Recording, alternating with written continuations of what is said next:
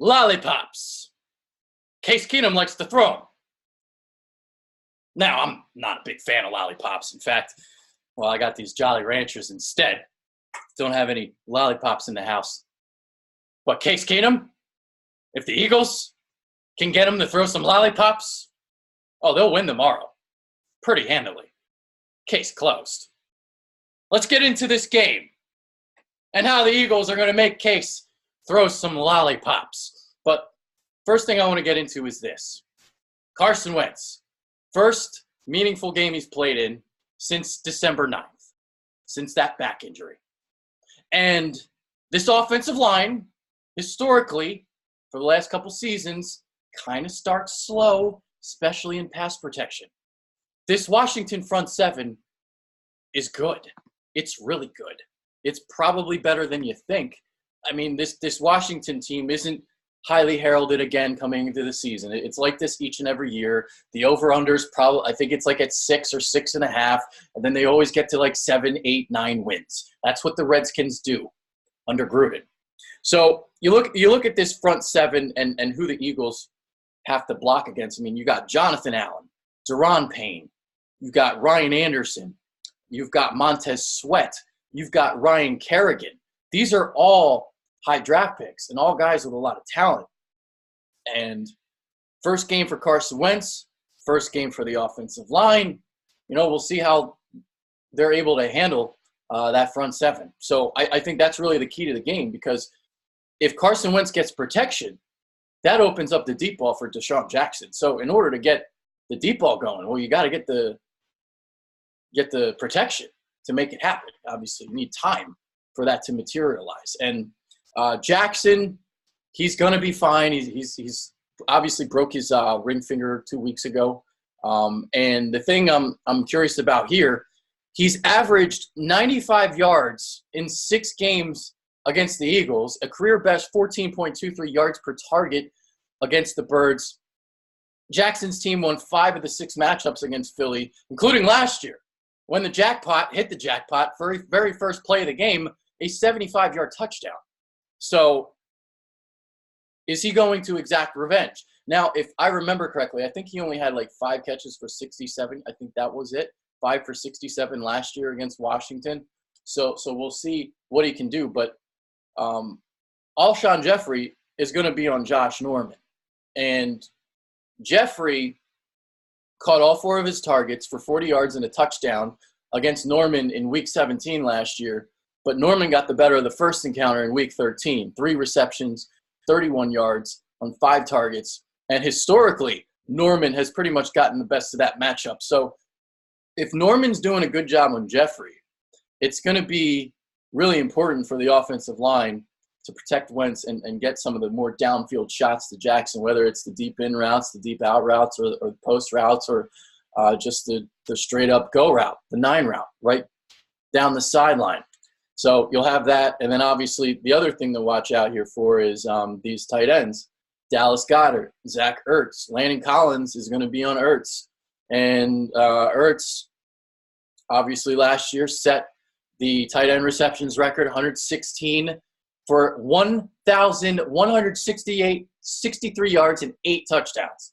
That's what Zach Ertz did last year. Come on, baby, make it hurt so good.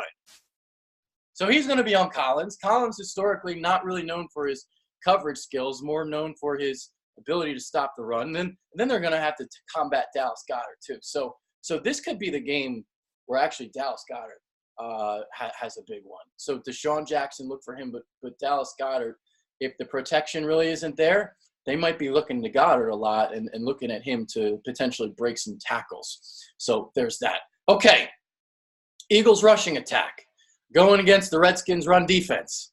So that front seven, it's stacked, it's loaded. It's going to be tough sledding for the Eagles running backs. Now, the backs are a lot better than they were last year, obviously.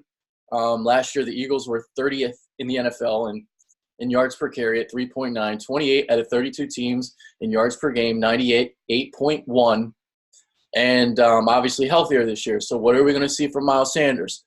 What are we going to see from Jordan Howard? Now, I guess the other thing I can touch on here is Doug Peterson said yesterday during his press conference that The trade rumors for Howard were false. I don't necessarily believe that. Because here's why I say that. Because they inquired about LaShawn McCoy. There was a report that they were potentially going to sign him, and then a day later we hear about Gordon. If it wasn't for the McCoy thing, maybe I'd believe him. But the one thing that Doug's getting good at, he's getting good at being deceitful and lying. And I'm actually proud of him because first year, man, that dude told the truth about everything. If you wanted to know everything about everything, just listen to Doug Peterson press conferences. But now he's a little bit more sly and he's a lot better now. So, I definitely believe that the Eagles tried to get Melvin Gordon for cheap. And, again, it's Howie Roseman. He does his due diligence. He looks at everybody, and he tries to fleece you. And he tried to fleece the Chargers, and they were smart, and they said no. So that's all it was. I mean, it's not really a big deal. But, okay. All right. So let's get to Case Keenum now. I talked about it to start. I talked about how he throws lollipops. And we saw it in the NFC Championship game a couple years ago. Patrick Robinson, the pick six, Chris Long, pressure off the edge. And this is how you beat Case Keenum. You keep him inside the pocket. He's good at escaping it, and he's actually really good at throwing on the run. But what you want to do is have him backpedal. So you keep him in the pocket, and the way you do that is with interior pressure. And this Washington offensive line right now, a little bit of a mess, especially on the left side. So Trent Williams is still holding out. They're going to have a 36-year-old Donald Penn starting at left tackle.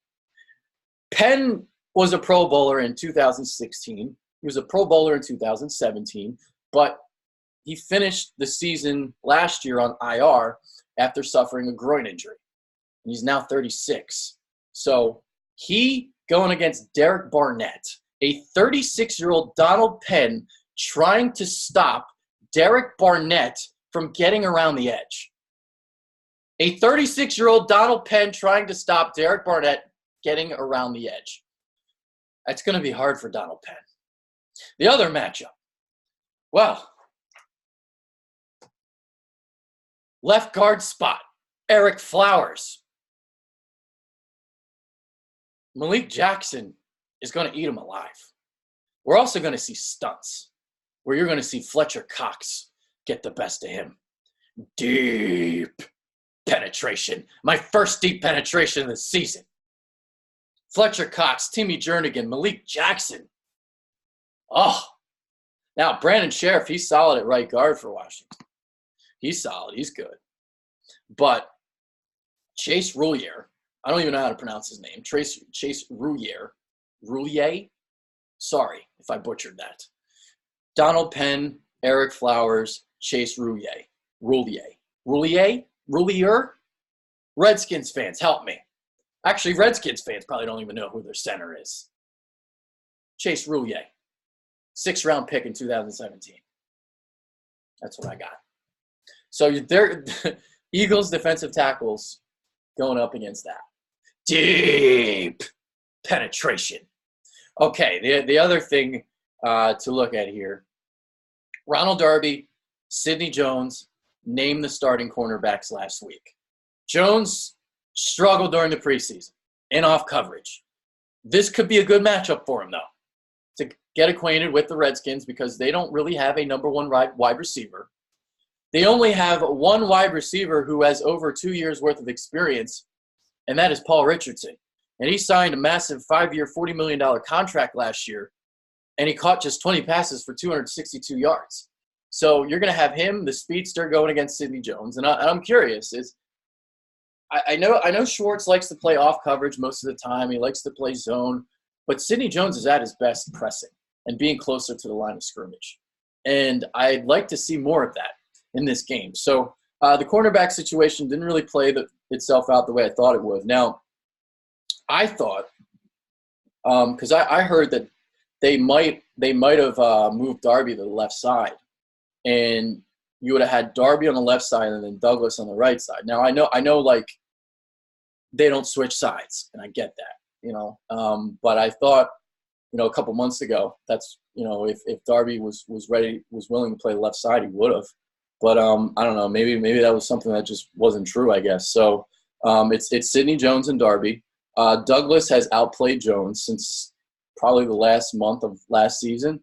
But it's going to be Jones to get the start here. So you're going to have him going against Paul Richardson, and then the other wide receivers for Washington. You got Terry McLaurin, a third-round pick out of Ohio State, and then the 2018 Mr. Irrelevant, Trey Quinn in the slot, going against Avonte Maddox.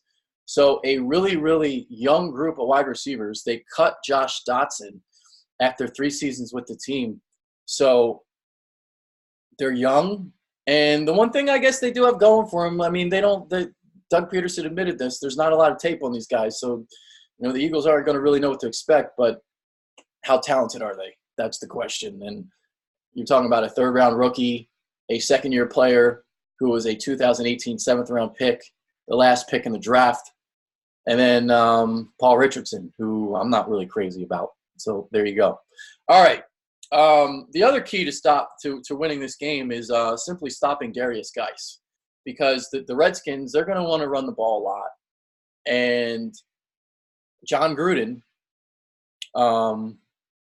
it's Jay Gruden. Jay Gruden. Jay Gruden. Jeez. John Gruden. I'm thinking about Antonio Brown right now. Oh, my God. Okay, well, Jay Gruden said on Monday, we drafted him for a reason. We feel like he can be a first, second, and even third down back if needed. I think the offense carries-wise will probably go through him pretty much. So last year the offense went through Adrian Peterson, career renaissance at 33. He had 1,042 yards, 7 touchdowns.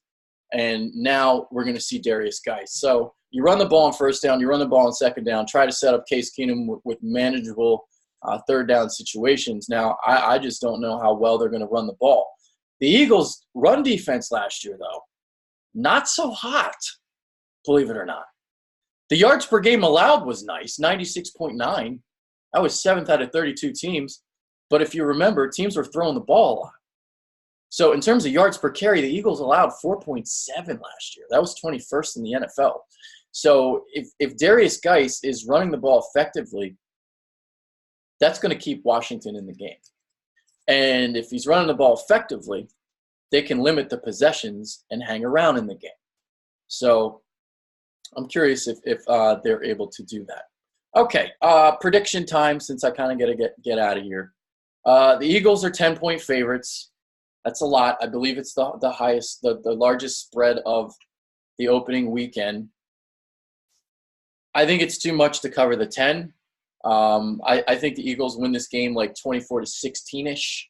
I think they match up well with the defensive line clashing against the offensive line of Washington's, but I think we are going to see a little bit of rust from Carson, from the offense, from a couple of the players. We saw it Thursday night in this Green Bay-Chicago game. I think we're going to see a little bit of that too. So the Redskins play the Eagles tough. I think we're going to see a little rust, but I don't think it's going to be enough for the Redskins to win the game. It's just going to be enough for them to cover the 10-point spread. So I'm going to have Eagles 24, Redskins 16. That's going to be my pick for this game. And I'm out of here. It's my mom's birthday. I'm going to go celebrate it. So with that being said, I forgot. Oh, fuck, I forgot. Hold on. Before I leave, hold on. I meant to promote at the beginning of the show. So I'm going to be at Xfinity Live tomorrow. So if anybody's at the game, if anybody's like kind of hanging around, wants to hang out, and say hi, I will be at Xfinity Live from 11 to 1. So I'm going to be doing the pregame show from 12 to 1 on Fox Sports The Gambler. So it's going to be Sean Brace and David Akers from 11 to 12, and then it's going to be me, Sean, the Green Legion guys from 12 to 1. So I will be on the pregame show from 12 to 1. Check that out. So if you're within the Philadelphia area, 102.5, or download the iHeartRadio app to check it out, because I know not all my fans are in this area. The other thing that's happening is there's a post-game show at Club Risque at 7 o'clock. So there's a free entry if you have a game day tick. So if you went to the game and you want some booty after it, well, come hang out at Club Risque. So I'm going to be there with Sean Brace and Tommy Pope. We're doing a post-game show, and this is going to be interesting because I don't know how I'm going to concentrate and do a post-game show when I'm going to have a beautiful girl twerking in front of me. So I don't know how that's going to be possible, but we'll figure it out. So with that being said, come hang out with me tomorrow. Come say hi. I don't bite. I'm a nice guy. I probably won't buy you a drink because I'm cheap as fuck, but maybe I will. If you want to buy me a drink, totally cool. But yeah, so Xfinity Live tomorrow. I'm going to be doing this every home game. So there's plenty of chances to do this. If you have tickets to a game and you want to come hang out, Xfinity Live, I'll probably come see the 4th and John guys. I'll probably be hanging out there too. So I'll be in the area if you want to say hi. So that's out. That's it for this video. I'm Adrian Fedq. I'm out. This is my preview. Peace out. See ya.